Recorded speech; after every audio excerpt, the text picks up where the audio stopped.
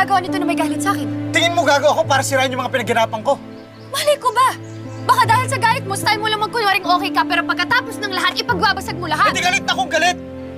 Pero wala akong rason para sirain yung mga pinaghirapan ko.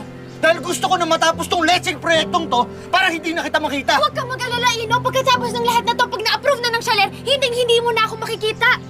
Malaya na kayo magpakasaya ni Roxanne. At malaya na rin kayo magpakasaya ni Kuya.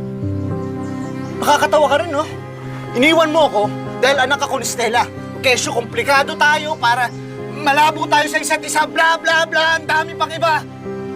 FYI, anak din ni Mama si Kuya. Hindi kami ng kuya mo. Hindi pa ngayon! Pero malapit na! At ikaw? At ikaw? Isang taon pa lang tayong wala, naka-move on ka na kay Roxanne. Ano naman sa'yo yun? Wala ka nang pakialam doon! Talaga? Ngayon, kina-question ko kung totoo mo akong minahal dahil ang bilis mong maka-move on. Wala kang karapatang questionin yung pagmamahal ko sa'yo.